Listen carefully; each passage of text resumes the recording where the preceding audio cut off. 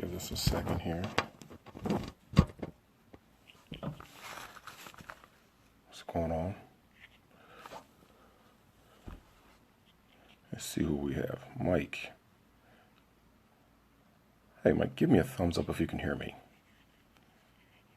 Just want to make sure that you guys can hear me okay. See, Vince, Johanna, Mike. What's going on, Mike? So you can hear me okay, Mike?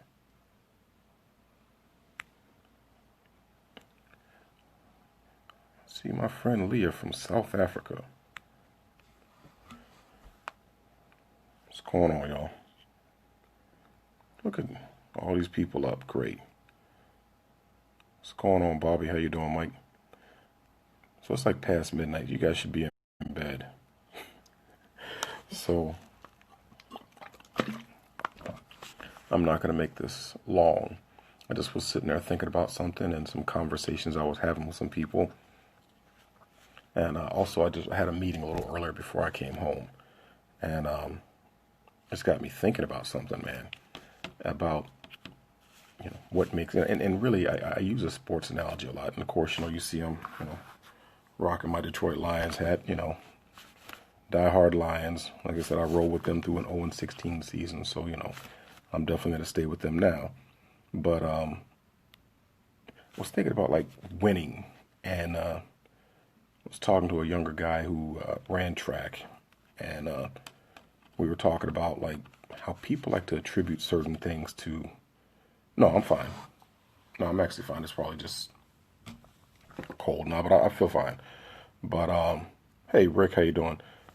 I'll come back on the show anytime you want. I'm pretty open to it. So I could probably do Monday. I don't know. The schedule's fairly flexible, at least right now.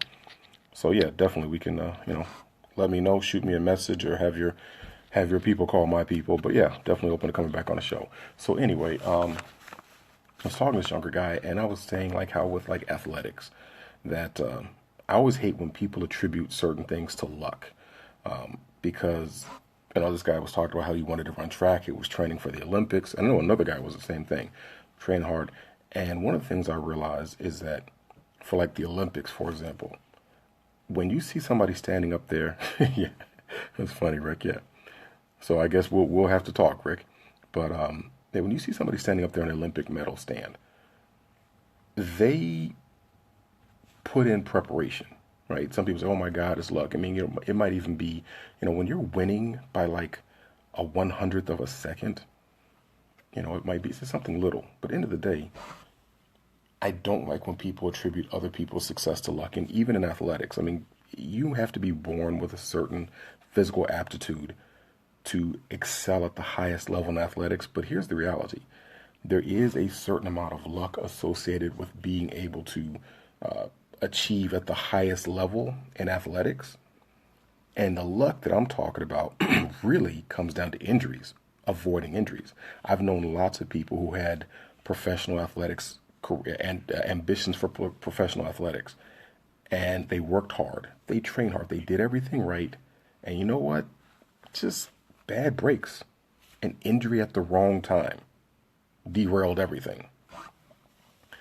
But here's the thing, they did succeed at least at a certain level, mainly because they worked hard, they prepared. So they were prepared for the Olympics. And when you see somebody standing up there on the Olympic medal stand, it's not by accident. I mean, there's a certain amount of luck for them avoiding injury, but it's not by accident, because you did not see the countless hours that they put in training. I mean, you think about, like, to me, the best example is the 100-meter dash. I mean, you think about Usain Bolt, who seems to be, who's a, good guy. I mean, he has whatever character flaws, but he's still an overall good guy.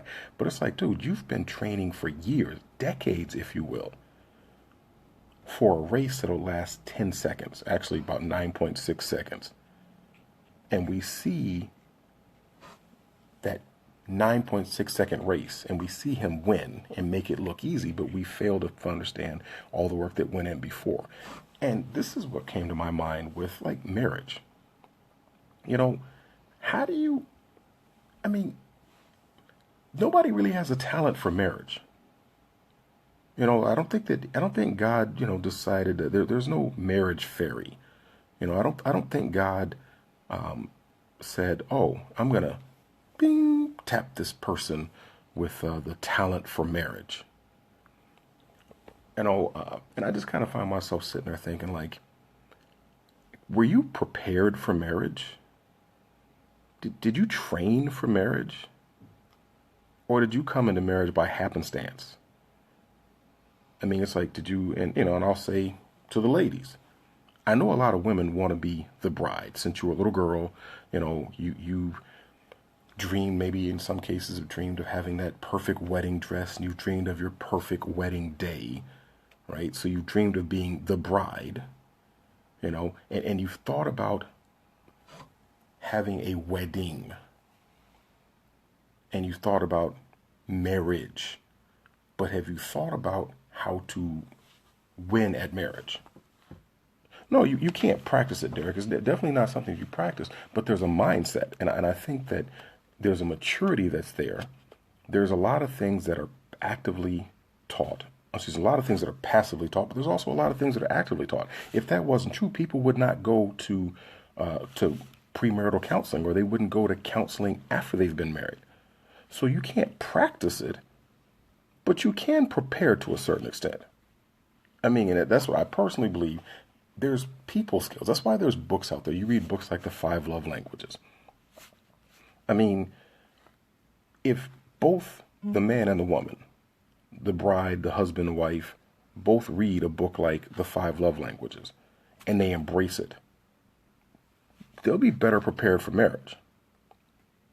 I mean, it's no different to me. It's like, well, did you prepare to have children? Or did it just happen because you had a, good night one night and boom, 9 months later, you're parents? Did you prepare for it? I do think you can prepare for marriage. You can be prepared for it. You can be trained for it. I think that's one of the big problems that we have in society today, is that we're not even doing any work to prepare people for marriage.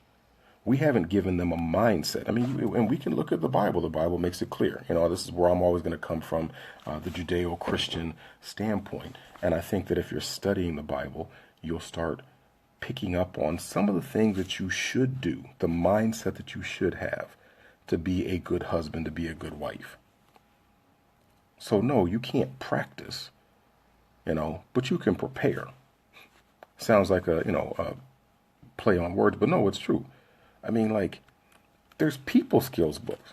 I mean, my God, I mean, what's funny is the number of people who spend more time preparing for college or preparing for anything else, but they don't prepare they do nothing whatsoever to prepare themselves for marriage.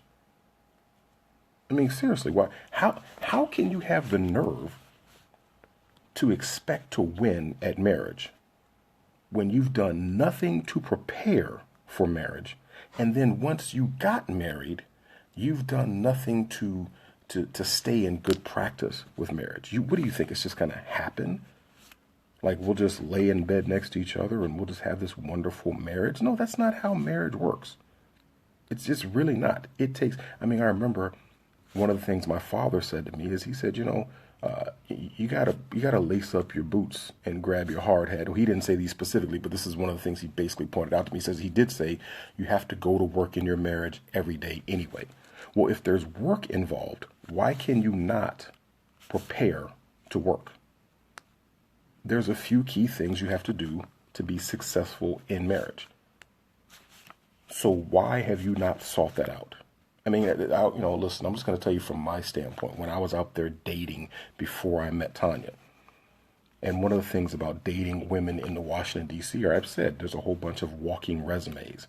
I was thoroughly unimpressed with them as potential wives, because we would have a conversation and everything in the conversation was about their professional or academic achievements. And me personally, I could give a rat's butt. I mean, listen, okay, great. You went to a great school. Thumbs up. Happy for you. Great. You're a good student. Oh, you have this great job. That's nice. How did any of that prepare? I want to ask you like this. Okay, so you got your undergrad, you got your MBA, grad school, JD, MBA, PhD, whatever like that. Just out of curiosity, During all the times that you spent in school, at whatever big muckety muck school you went to, what courses did you take in college to help teach you how to be a good wife? What courses did you take in college to help you how to be a good mother? None? Okay. I mean, it's crazy. You've invested tens of thousands of dollars and hours and however many hours that you did studying to become successful at your career. And what's interesting, if you're in my generation as a as a Gen X person, they told me that in my career, that I would have like 5 to 7 different careers in my working life. So if you're going to have 5 to 7 different careers in your working life, but yet you spend all this time in college, and once again, this is not about knocking college, so don't lose the forest for the trees, but you spend all this time studying and preparing to go to in college so you can get a good job, and then you go to work for company X in this particular career field, and then a handful of years later, you're in a whole different career field. Maybe the company you went to work for went out of business. I've worked for companies that, I put in many hours and years of my life working for companies that no longer exist. So how do you feel about that? That you put all your heart and soul into a business or to a job that doesn't even exist anymore. So you're willing to do that, but you're not willing to invest time in preparing to be a good husband or be a good wife. You're not willing to invest time in preparing to be a good mother or a good father. And as Derek Perry said, can you cook? Hey, I'm just keeping it real. Listen, if you can't cook, you better make a lot of money to help pay for eating out. There's certain things. That's just me. I'm old school. But guess what? I don't need you to cook. I can probably cook better than you. I cook really well. I don't need a woman to cook. But like one of the women I used to date, one of the reasons I didn't stay with her is because she was selfish. She was unwilling to cook. It's not even whether or not you can. It's not whether, you don't have to be able at that point in time to throw down like grandma. But if you're just flat unwilling to, that says a lot about your character. It says you're pretty selfish, which is exactly why I kicked my ex to the curb. Incidentally, the ex that I was dating just before I met Tanya. So, it's these kind of things like, but have you prepared yourself? Now, I know, and I go hard in the paint with dudes, and I just make it clear with all these guys. A lot of guys have had no preparation for manhood. If you're a baby, if you're a Gen Y guy, a millennial, you've gone through little or no preparation. You've had little to no mentorship to prepare you to be a man, an adult male, to prepare you to be a husband, to prepare you to be a father. Because just for whatever reason, your Gen X and baby boomer parents just for whatever reason felt like that wasn't important, or they didn't put an emphasis on that, or they just flat out didn't spend the time. And I remember I was on another, like this is years ago, on a chat room before Facebook and all that. And I remember asking some women, I said, are you preparing your daughters to be a wife? And a couple of them just got flat out ignorant with me. One of them, I'm not preparing my daughter to be a wife. I'm preparing her to be able to stand on her own 2 feet. Congratulations. Your daughter's probably still single, and your daughter will probably stay single. Seriously, if you didn't prepare them, why? It's like the idea of throw your child into the swimming pool. Now listen, some kids, if you throw them into the swimming pool, some latent ability will kick in and they'll somehow be able to survive and, get back to the side and they're like, hey, I enjoyed that. I love swimming, and they'll become great swimmers. But most of your kids, you're going to have to jump in the water to save them from drowning, because throwing them into the pool is a stupid idea.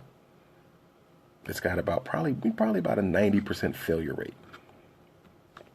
But we're throwing people into the pool of marriage. We're failing to prepare them. We're failing to prepare them for life. That's what we're doing. We're failing to prepare them for life. We're failing to parent, failing to mentor, and then we're wondering why, for example, millennials suck. Why do they suck? Well, it's because we failed them.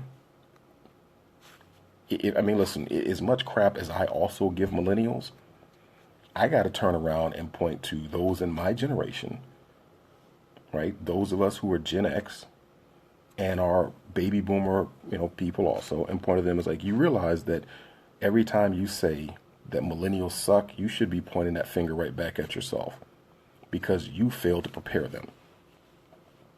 You failed to take an active role in preparing them for life. It's not an accident that they suck. They suck by design.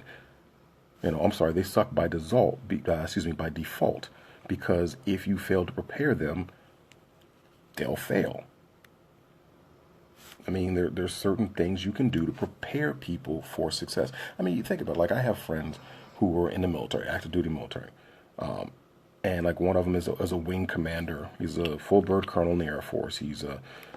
And I remember asking him, I was like, B, man, I said, so you've been a squadron commander and you said that was a heck of a lot of work. And I said, so, man, now, you're a wing commander. You have like you got 5 squadrons underneath you, man. What is that like? I said, man, are you like working your guts out? He's like, no, man. He said, one, basically, the Air Force has sent him to a lot of training. They've prepared him to be a wing commander. And on top of that, he says, you know what, man? He says, I'm not running the day-to-day lives of these whatever 1,000 people that are in his wing. He's like, man, I manage and I lead this 5 squadron commanders. No, not actively, Rick. I'm not working with her right now. Still in contact with her, but you can, you know what? I'll contact you directly, by the way. So yeah, we'll schedule something. I'll contact you directly to schedule something. But anyway, so yeah, I mean, the military prepares people. If you're a senior officer, they don't just say, hey, buck lieutenant, right? Fresh out of college, here's your butter bars. Run the war. I mean, a lot of people don't understand just how highly trained our senior military officers are. I mean, like, they get one assignment and then they go to school. And they get another assignment and then they go to school. And they get another assignment and they're constantly going to school. Like all my friends who are field grade officers in the Air Force, who are like squadron commanders and that, they're constantly in school. They're constantly being prepared to go to war. Why don't we think like that with marriage? Why are we not looking at our kids and saying, I'm going to prepare you for life? I'm going to prepare you to be a husband and a wife. I'm going to prepare you to be a mother and a father. Actively. Now, there's going to be stuff you'll pick up passively, because I learned, a lot watching my parents. And I'm not sitting here acting like my parents have a perfect marriage, but they've been married 48 going on 49 years. And they're still happy. They still like each other. My dad still says stuff that kind of grosses me out about my mom. It's just kind of like, yeah, I didn't need to know that, Dad. Yeah, okay, that's nice. Yeah, la, la, la, la, la. No, I don't want to hear, no. Okay, whatever. You think mom is sexy? Stop it. I don't need to hear that. But on the other hand, you know what? If I'm being honest, I'm glad to know that my dad, after 49 years, nearly 49 years, still thinks my mom is sexy. I'm glad that my parents actively prepared me for marriage. And I actually sat at their feet and watched and I listened and I learned. And I'll tell you like this, I'm just going to put it out there. I'm a pretty good husband. I'm not saying I'm perfect. I think I annoyed Tanya earlier about something. I'm a pretty doggone good husband. You know why? I expect to be a good husband because I prepared for it. It's not a shock. When the things that I do that makes Tanya happy, it's not by accident. I prepared for it.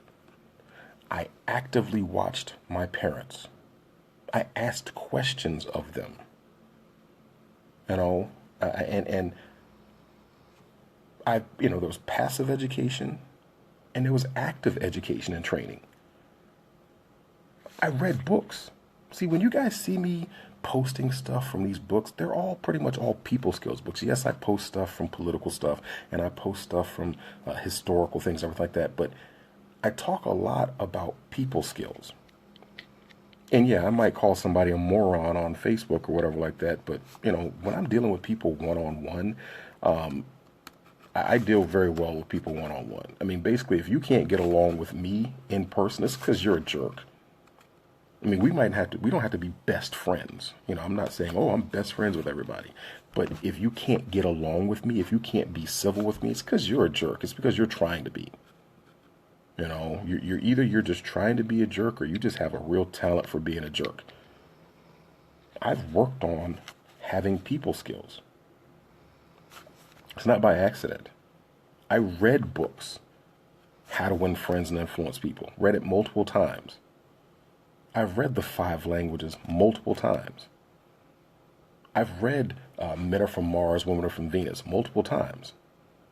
I've read books like Maximize Manhood multiple times. And I've read the Bible multiple times. I've studied these things. I was preparing myself to be a good husband. So it's not a shock. It doesn't come as a surprise. So somebody might see and they're like, oh, Chris treats Tanya so well. It's not by accident. I didn't just wake up one day as a good husband. I trained myself, in addition to the training I received from my parents, to be a good husband.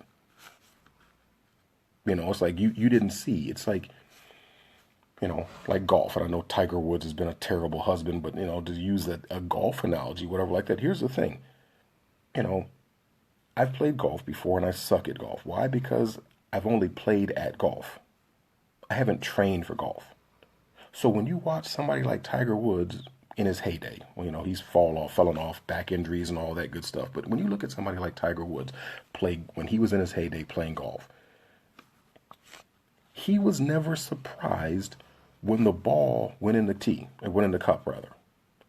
When he hit off the tee, a line drive, he was never surprised at where the ball went. Now, of course, sometimes the ball didn't go where he intended it. But he knew. He was like, okay, this is a par 5. I'm going to use my 3-iron or whatever. I'm going to use whatever club he knew he was going to grab. He would check the wind. He knew all that. And he would hit the ball, and the ball would pretty much always go where he intended it to go. And he knew why. Because for years, every day, day in, day out, first thing in the morning, what is he doing? He's getting up and he's hitting balls. He's practicing. He was preparing for success. And so when you saw him during a tournament on the, people don't understand, it's like when you see the golf tournament, you're only seeing Saturday and Sunday. You didn't know that there was 2 other days. So they play 4 rounds of golf, Thursday, Friday, Saturday, Sunday. So you're seeing the final day. But when you see him and he's making it look easy, it's because he prepared for that. He's hit probably millions of golf balls. He was intentional, as Leah said. Why are you not a good husband or a good wife? Probably because you haven't been intentional about being a good husband or a good wife. You think that your genitalia is all you need to be a good husband or good wife. Like I met a young lady this years ago. Very attractive young lady, smart, but I remember having a conversation with her, just chit-chatting with her. Like whenever I have an opportunity to be around people, if I can share some sort of wisdom with them, I can. I remember having a conversation with her about marriage and, not like she and I dating, but just about marriage and her viewpoints on it. And one of the things she told me, come to find out that, excuse me, I had hair in my eye, that none, hear me, none of the women in her family were or had been married. Her mother hasn't been married. Her grandmother hasn't been married. None of her aunts have been married. None of her cousins or her sisters have been married. They've all, now obviously, there's been successive generations, so somebody's having sex somewhere, right? And, I kind of told her in a, nice way with people skills. I basically told her that's generational failure. I mean, I kind of let her know, it's like, with all due respect to your mom and your aunts and cousins, all that, you should never listen to anything they have to say about much of anything. Just like never. Like just as a safe bet, just don't listen to them at all. You know? Oh yeah, Derek. No, I wasn't even. It wasn't like a young lady I was trying to talk to. It was just, I met somebody out and about and just ended up having a conversation. And I just basically told her, I said, I mean, with all due respect to your mom and your grandma and aunts and uncles, just never talk to them about anything. I wouldn't even take direct. Like if they try to say, hey, the best way to get to the store is to go left, I would probably go right, just because they failed at like everything. I mean, this is like a generational failure. This is like a family of failure. They don't get it. I wouldn't talk to them at all. They can't, how they're not going to be able to teach you how to be successful because they've all failed. I mean, when you have, if all the women in your family are babies' mamas, like seriously, just, you can be nice to them and, oh, I love you, whatever like that, but just never take any advice from them on anything. Because they might be right on one or two things, but the other 98 things they're going to be wrong on. And just because they don't know how to think consistently. But, hey, you said it, I didn't. But you're just wrong, Derek. But no, I mean, at the end of the day, it's you have to be prepared. You have to go, it's intentional. I mean, somebody can sit there and tell you, hey, there's books you can read. There's counseling you can go and get.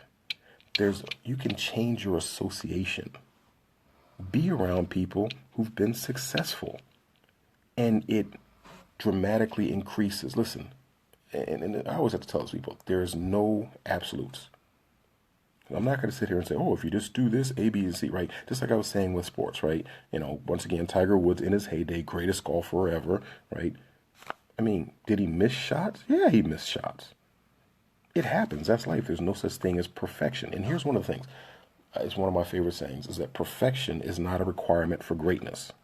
Because I hear people like, if I say, oh, my parents have a great marriage. And, maybe they might hear that, my mom and dad got into an argument. Oh, well, see, that's proof they don't have a great marriage. Don't be stupid. Perfection is not a requirement for greatness. It's like I use a sports analogy.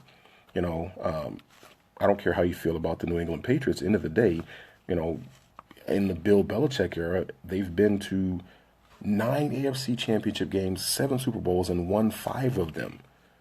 They've never had an undefeated season all the way through. Now, they came close to it, right? The New York Giants stopped them. But does anybody deny that they're a great team? He's got like an 82% winning percentage. It's funny because the only undefeated team in NFL history was the 72 Dolphins. Now, by default, you would think, hey, they have the record as being the only undefeated team, Super Bowl winner, so on and so forth. So when people think about great NFL teams, they should say, oh, yeah, the greatest ever was the 72 Dolphins. I've never really heard people say that the 72 Dolphins was the greatest team ever. They say they were a great team, but they undefeated. People talk about other great teams, and they're like, man, the Steelers of the 70s or 80s or whatever like that were a great team. But they never went undefeated. Why? Because perfection is not a requirement for greatness. You're wrong for that, Derek. But yeah, perfection is not a requirement for greatness. As soon as you get that, as soon as you fully understand that you're going to make mistakes, you're going to have bumps in the road, so on and so forth, then you understand that you can still be great at something. You can be great at marriage. It just takes work. It takes work to be great at something. I mean, once again, the world is full of talented derelicts.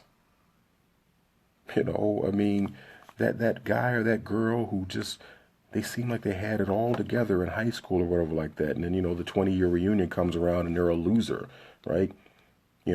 Maybe that guy in high school who could dunk better than Michael Jordan or whatever like that, right? But you know what? Kobe Bryant, and you take Kobe Bryant and Michael Jordan, both super talented guys. They had certain physical attributes, super, tall guys, 6'6", 6'9", whatever like that. But the thing that people don't understand is those guys had a crazy, ridiculous work ethic. That's what made them great. It wasn't just talent. It was their work ethic. It was their desire to win. Do you have a desire to win at marriage? If you see, because some people say, yeah, I want to have a good marriage. Okay. You say you have a desire to win. Have you prepared? Hey, Cynthia, Monique, how you guys doing? I mean, that's a simple question. Have you prepared? How much time and energy have you invested into preparing to win at marriage? And you know what's interesting is that people who really desire to win at something, all they do is they focus on putting only good things into their head. So like, if you want to have a healthy marriage, you probably shouldn't watch 90% of the crap that's on TV. Because 90% of the stuff you'll see on TV, probably 99% of the TV stuff you see on TV portrays terrible marriages. I mean, just it's a terrible example, on marriage. And you've heard enough people also say that, the way they portray husbands is, every husband on TV is a moron, right? I mean, you gotta prepare. And you probably will learn to block out all the negative. Yeah, Empire. I mean, seriously, if you're watching stuff like Empire, and look, ladies, anything on the OWN network, anything on Lifetime or the OWN network is like probably the worst thing to ever watch. I mean, quite frankly, it's like as bad as, I personally think that, like, a lot of men have problems with pornography, right? Because in pornography, like, it distorts your mind in your view of marriage, and your view of women is distorted by, watching pornography.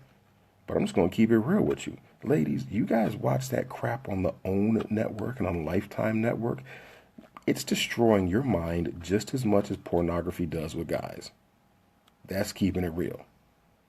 You watch these, you read Harlequin. I have a family member who, used to read a lot of Harlequin romance novels.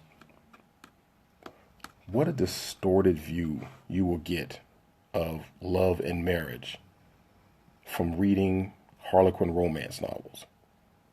It's pure crap. Right? I mean, it's like if your man's not built like a Greek god and he doesn't come in riding on a unicorn with the wind blowing in his hair or whatever, or dreadlocks, whatever like that, oh, you're not happy because, it hasn't matched up to the picture that's painted by these romance novelists, or romance novelists, I guess you'll call. That's just as bad as guys looking at pornography. Yes, it is.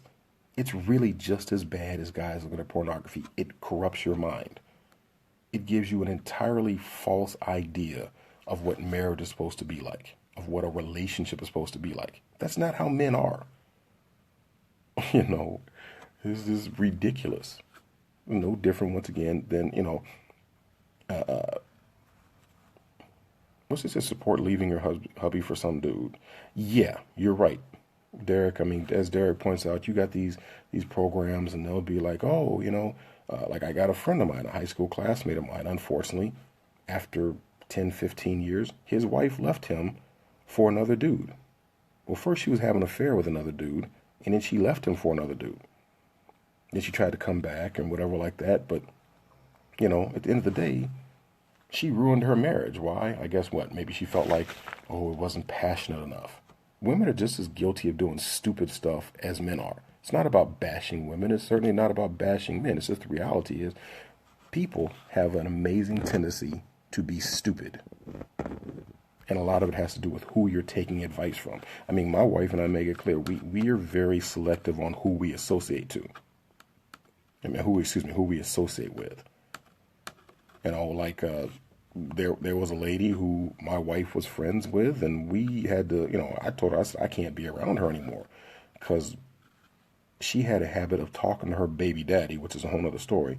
She talked to him like he was a little boy, like he was nothing. And I had to leave. We were over her house, and I was like, I gotta go, because I can't be in that presence. I'm sitting there looking at this dude like, yo, you need to check her. I wanted to say that, but there's a whole deeper story behind that, trust me. But, I'm not going to put that business out there. But long story short, it was really tragic to watch, you know.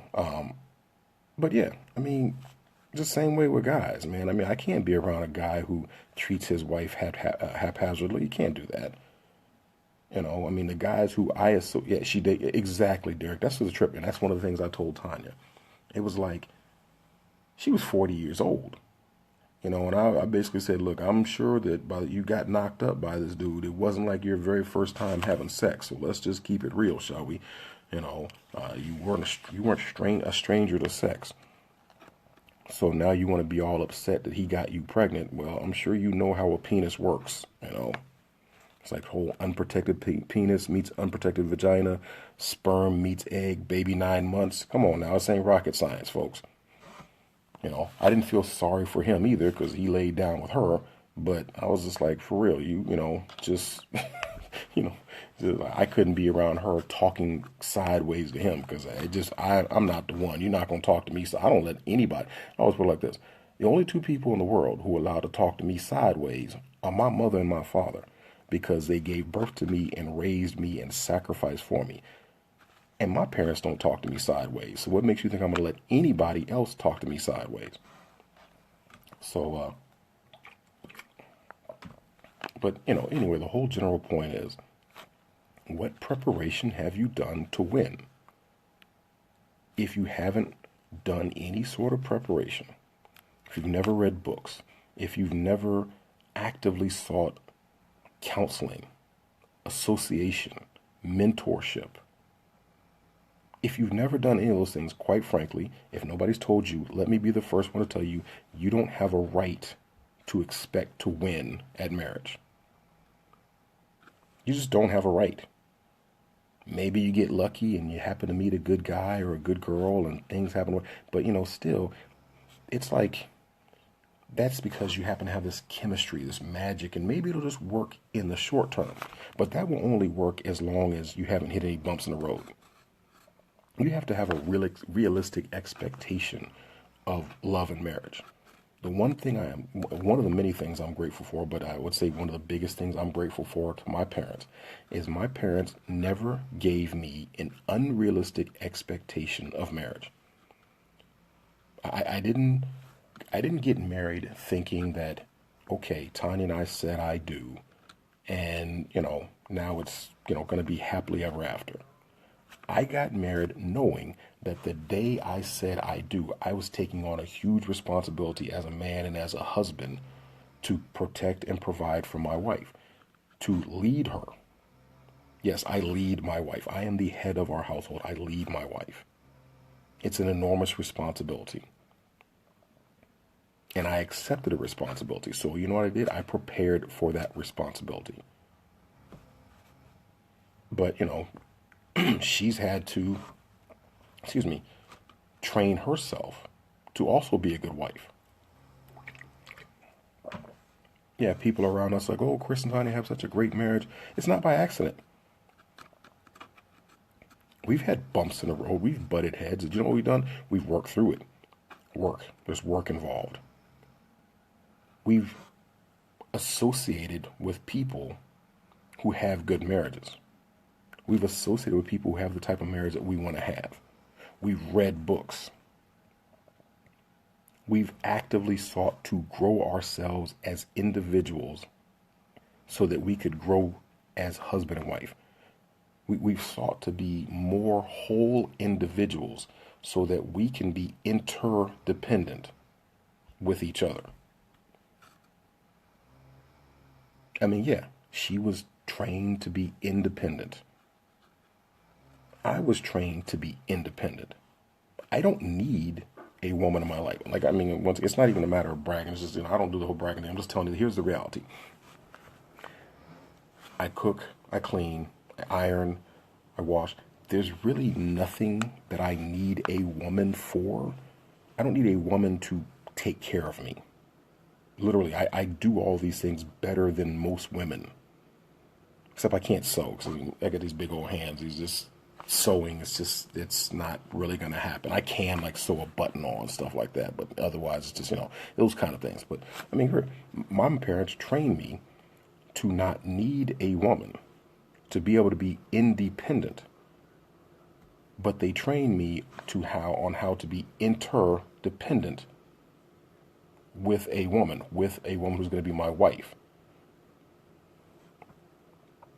Yeah, I mean, it's nothing, it's nothing to be ashamed of, Derek. I mean, there's a lot of guys. I mean, for maybe domestic things. I'm just saying, at the end of the day, I don't need a woman for anything domestic.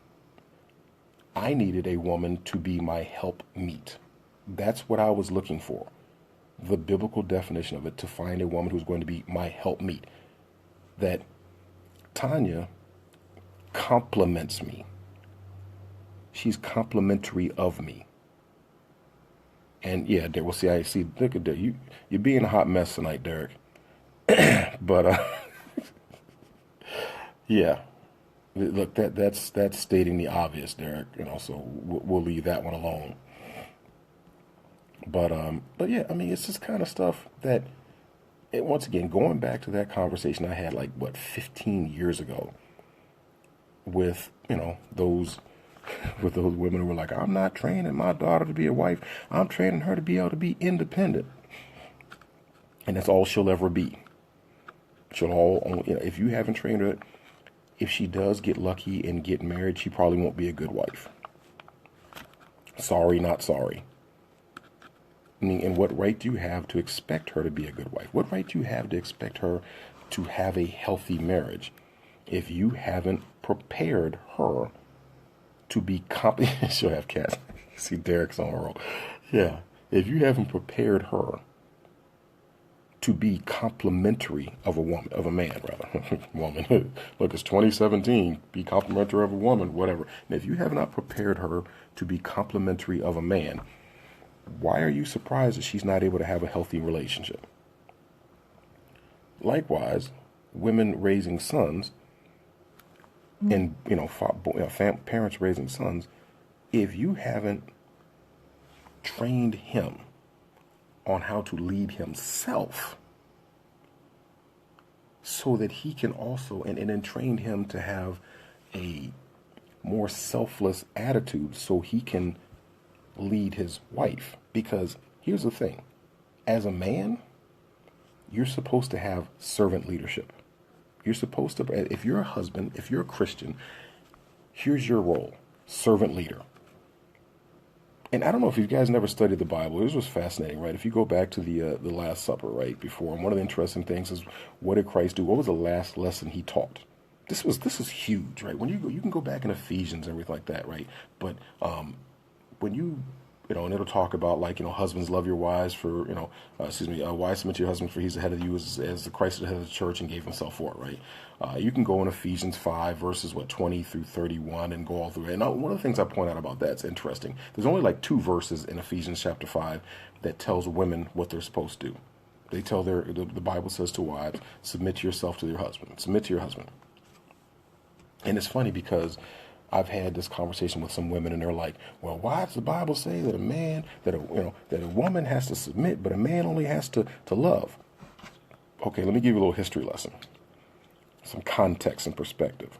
And first of all, you need to understand, loving somebody is a choice. It's a very difficult thing because sometimes people are very unlovable. As a matter of fact, people in general are very unlovable. People will get on your damn nerves. So loving someone it's a sacrifice. It's a choice you have to make.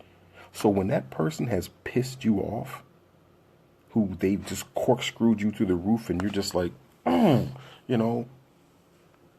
have to decide to love them.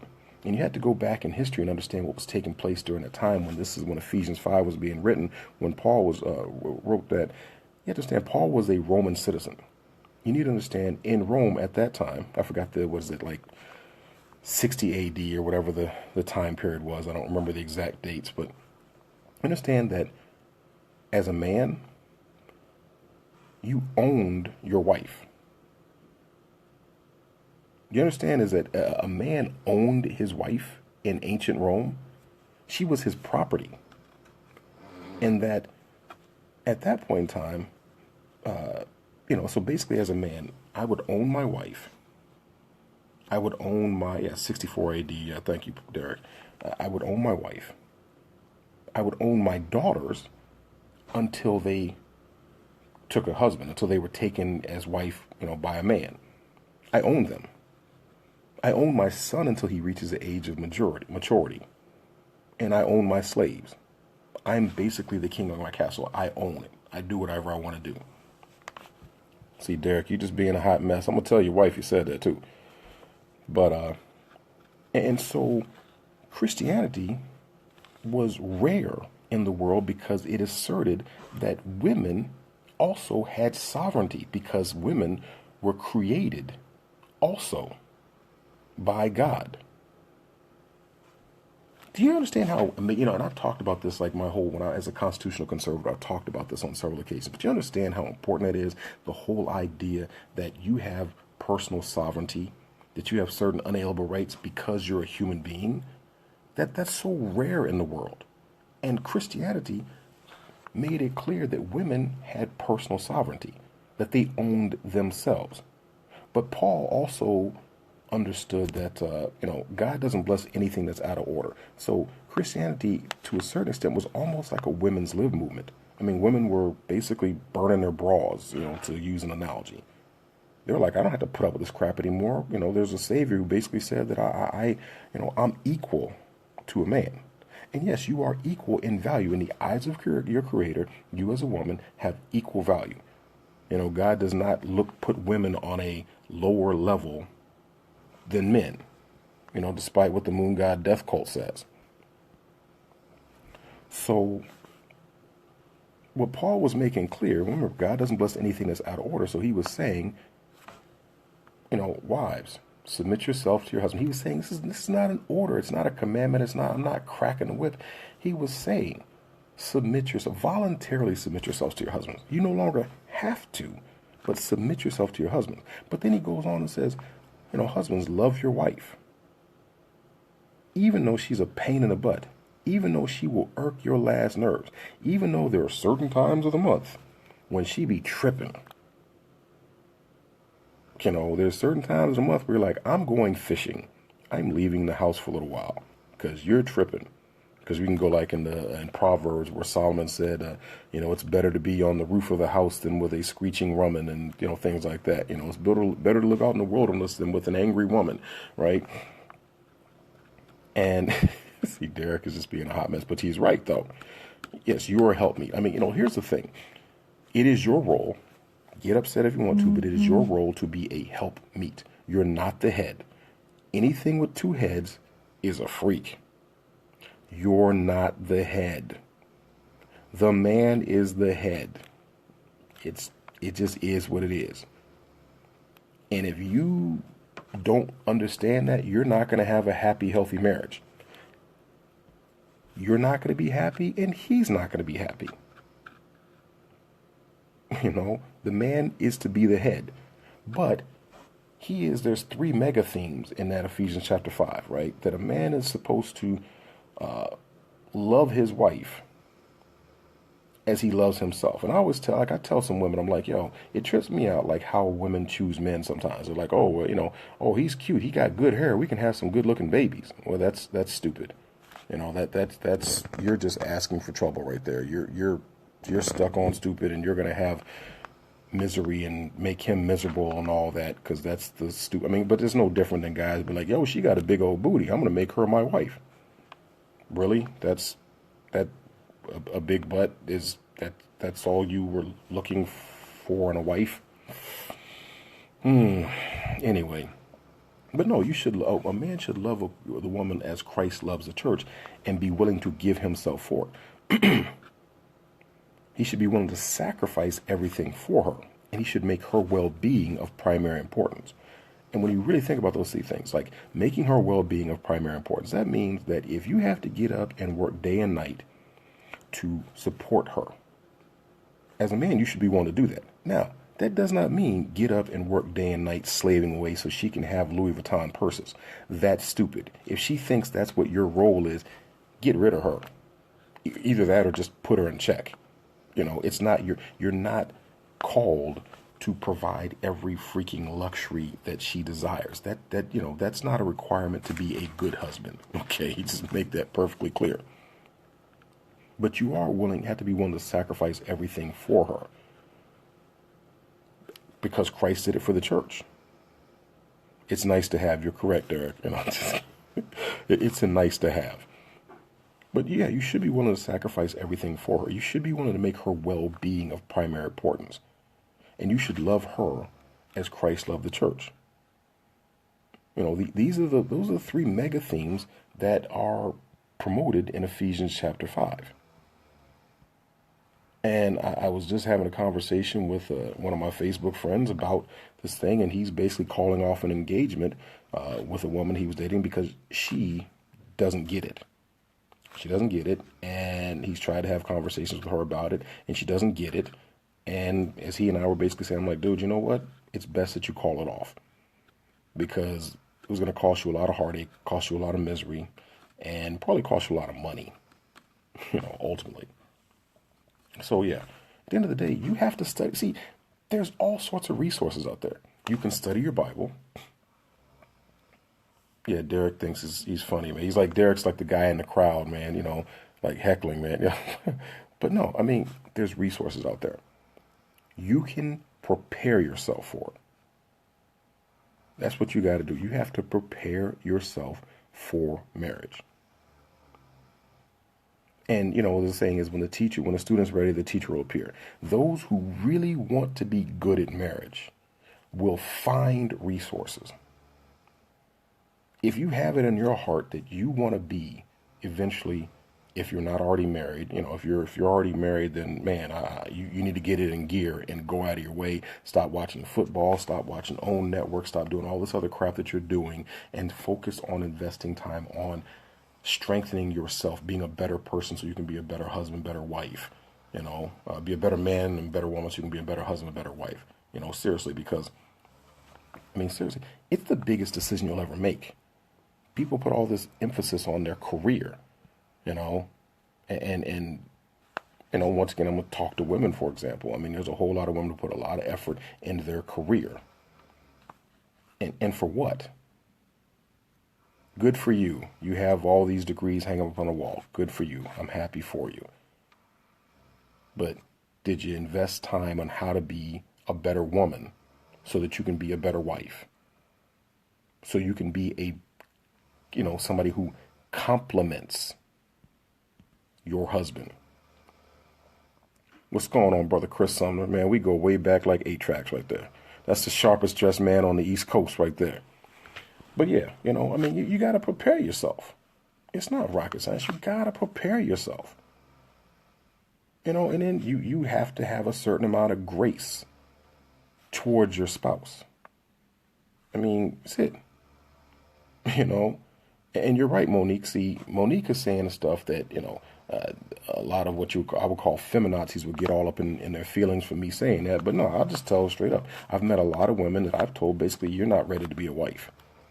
You might be ready to be a bride. You got your wedding dress picked out, Oh, you know how you want to look on your wedding. Oh, I know all my colors, girl. My bridesmaid's going to be like this and so on and so forth. Yeah, you're ready to be a bride. You're not ready to be a wife. Sorry, not sorry. If you want to have something that lasts, and not just a marriage that lasts like, oh, we've been together for 20 years and we're only together because we just have been together, so we might as well stay together. No, we're not talking about, I'm talking about having a marriage where, 20, 30, 40, soon to be 50, like my parents are 40, coming on 50 years, where you actually still like your spouse after 40, 50 years. That takes preparation. Now, I can't look. My parents got married. They were 17 and 18 years old. I don't know exactly how much preparation they did, but I do know I've seen them work on things since then. You're right, Chris. They want the wedding, but they don't want the marriage. And They want to be a bride, but they don't want to be a submissive wife. I mean, dudes, I've told some young guys, and I'll tell you what my dad said to me, of course now my father at this point, he told me this when I was like 16. And, my father did not come to Christ until later on. I'll just say he used a little bit different language, so you can picture this. But my dad said, son, after 6 months, let alone a year, 2, 5, 10, 15 years, he says, you and your spouse are going to do a lot more talking than you do screwing. He didn't say screwing, but you're going to do a lot more talking than you do screwing. So you better get with a woman that you actually like, that you can actually have a conversation with. And, I've shared that with some other young guys and like, wait a minute. So what do you mean by that? I'm like, dude, listen, you're still a healthy heterosexual dude. I mean, hopefully you have a healthy sex life in your marriage. I mean, that's one of the benefits of marriage is you can pretty much go ahead and get your freak on. But look, the reality is, as you get on in your life and in your marriage, I mean, it's a challenge, especially if you're ambitious and career oriented or whatever like that. Oh yeah, you might even have to schedule sex. You had to have scheduled date nights. So for guys, don't think that, just getting married means I'm just going to screw all the time. That ain't going to happen. It's just not going to happen. And really, if that's the basis of your marriage, you're not going to be happy either, because after you bust a nut, you got to roll over and be around that person. Just keeping it real. You're just sitting there going like, okay, we had great sex. What are we going to talk about? Oh, we don't have anything in common. We just had great sex. Yeah, that's a recipe for disaster. And then, like I said, it's just one of those things. Even I've met plenty of people, and I did not intend to go this long. Wow. But yeah, I'm on a roll. Thanks, Monique. But I know people who were married 10, 15, 20 years. And you know what happened with them? When the kids got grown, the marriage fell apart. And part of it is because they were great parents. They invested so much time into the kids. Honey, we got to get Junior to his football practice, and we got to get, little Sally or Shaniqua, whatever, to her ballet practice, whatever like that. So you're running this way and that way, and you haven't taken time, you haven't scheduled time for just the two of you. Because you forgot that before the kids came along, hopefully before the kids came along, if you did it right, there was you two. So before they came along, there was you two. And I'll tell you, here's what's interesting. I'm the youngest, right? Like I said, my parents were 17 and 18 when they got married. And like I said, Chris Sumner and I went to school together, man. So, it was like I graduated in 1991. And, my birthday was May 31st. And so I remember we left Germany. I graduated June 8th of 1991. And we left Germany June 16th. Our household goods were already packed up. By the time I graduated from high school, the military had already packed up all our household goods. We were pretty much living out of suitcases. And I'll never forget, after I turned 18, I just graduated from high school. We got 8 days to leave in Germany. My mom pulled me aside and we had a conversation. And she said, son, you're grown. You're 18. I have done my job. I've been a mother for, at that point, 21 years, because I have a sister who's 3 years older than me. And so here's what you need to know. It's time for me to focus entirely on my marriage and my husband. So I want you to know, I love you, but if you ever try to make me choose between you or my husband, you're going to lose, because you're grown now. I don't owe you anything. And I was like, cool, okay. I didn't even trip over it. It wasn't like, oh my God, Mom, I'm your baby boy. And I wasn't like, I wasn't all like, okay. I appreciated that. I appreciated hearing that from my mom. I appreciated knowing, and it's one of the best things to hear is, once again, that was 1991, so that was 26 years ago.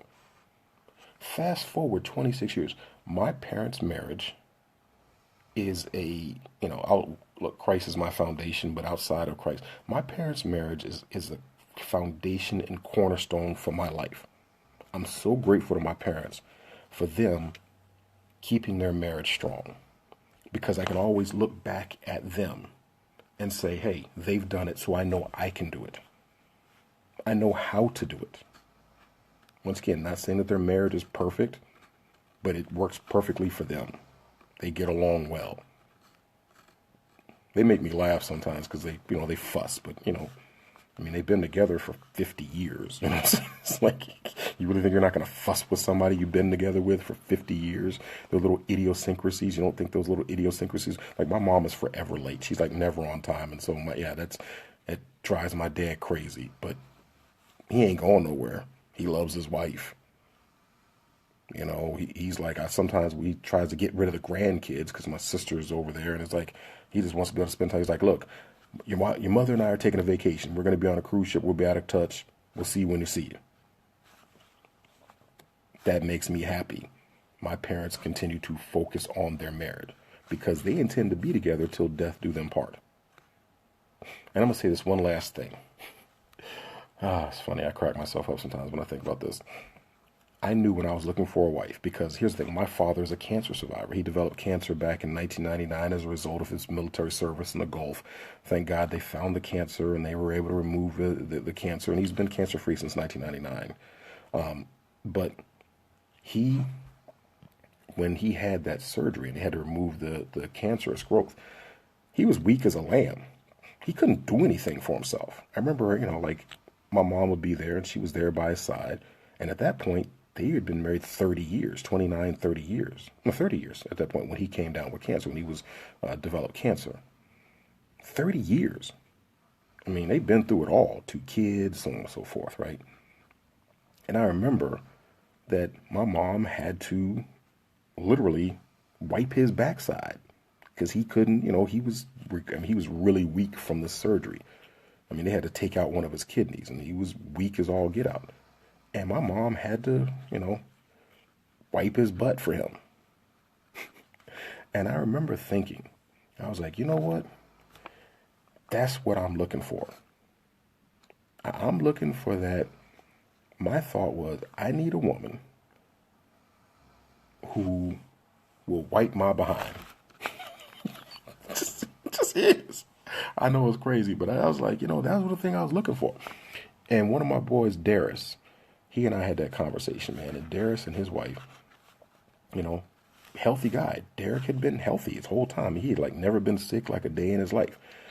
He got married. He was 38 years old or whatever like that. And then, after 4 or 5 years of marriage, he developed this strange illness. Basically, he had a fungus in his lung, apparently that had been there since he was a little kid. But it just started really getting sick, and it literally killed his lung. Like he's down to 1 lung now. The lung is just a shell of what it was. But he was sick as a dog, and he and I had this conversation, man. When as he was dealing with that and everything like that, and he was like, man, he knew he loved his wife, and if there was anything that he was like, and I'll say it like this. I remember. That was Darius was my boy. That was my running buddy when we were back out there and running the streets in Denver, whatever like that. And, the ladies loved Darius, right? He had some really good looking women throwing it at him, if you will. But he chose his wife because of, her character.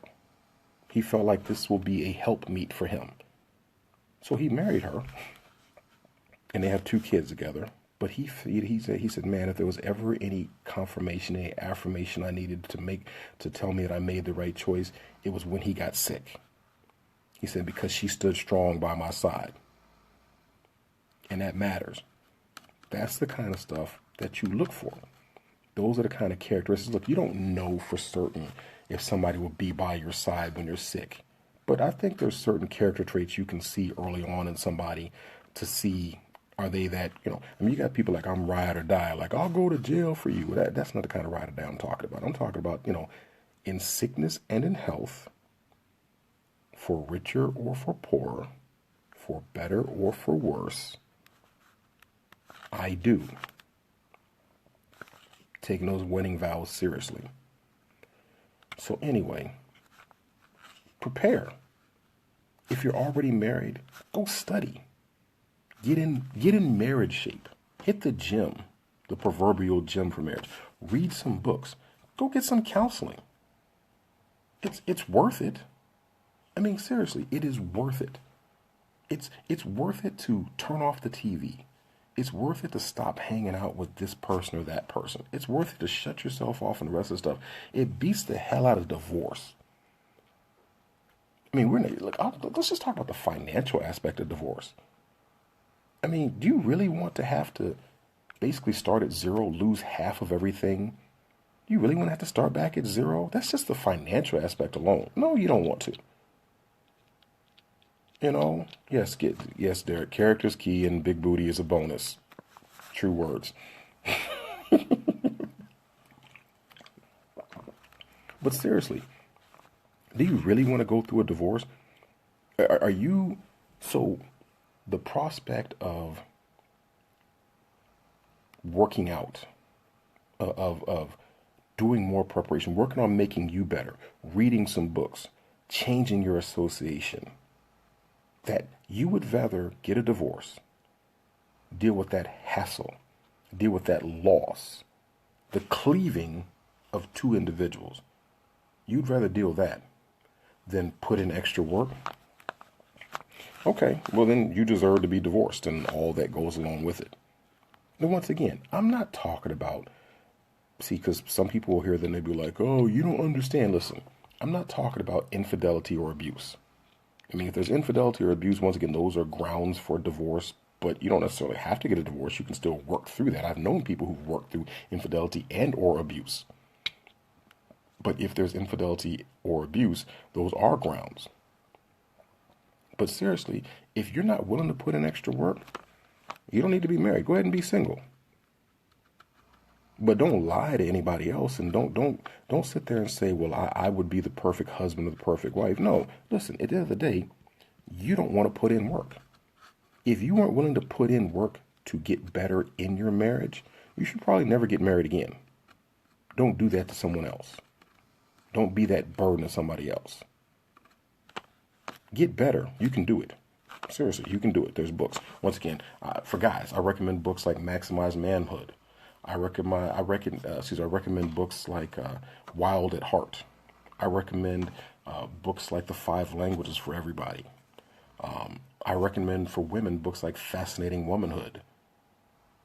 I recommend overall people skills books like How to Win Friends and Influence People. Because, I mean, if you're going to win a friend and influence somebody, why not win a friend in your spouse? I mean, wouldn't you want to win their friendship? I mean, heaven forbid that you use all these great people skills on somebody besides your spouse. How to win friends and influence people.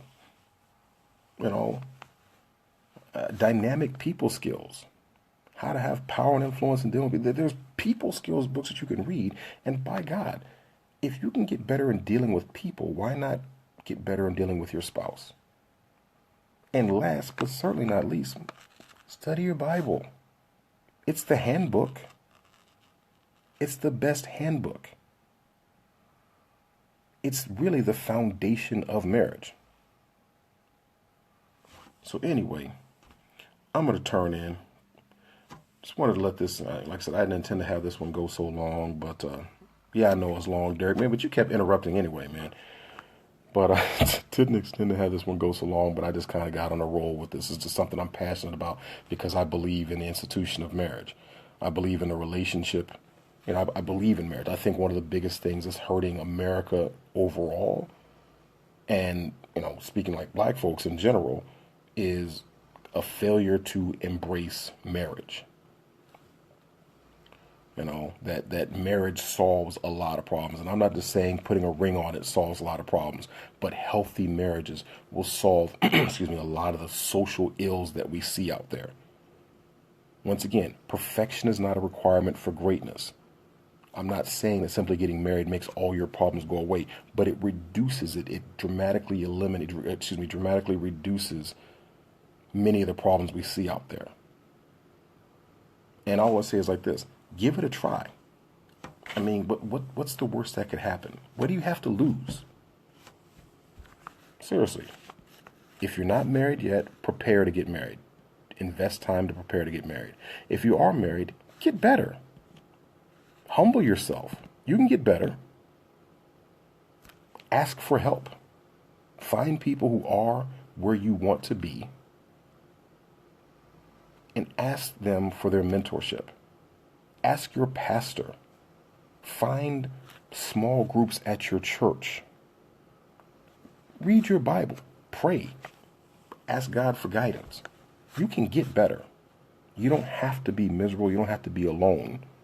But you do have to get better. Because quite frankly, most people, and I've said this, look, there's a whole lot of, I'm just going to say, last thing, difference between a lot of men and women, in my opinion, a lot of dudes know straight up they ain't ready to be married. I mean, they're not going to lie. They're not going to lie to you about, they're like, yeah, I'm not ready. I'm chilling. I'm going to do me. I'm not ready to make that sacrifice. But I've met so many women who will swear on a stack of Bibles, oh, I just need to meet a husband. I'm the perfect wife. No, you're not. Sorry. I talk to a whole lot of different women, and I'm just telling you, y'all ain't ready. You ain't ready. You're not prepared. Because I ask enough questions to enough women, and I know you're not prepared.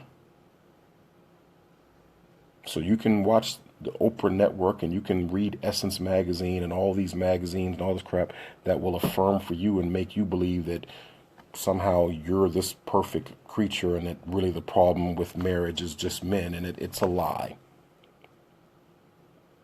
You're not ready because you haven't prepared for it. Stop lying to yourself.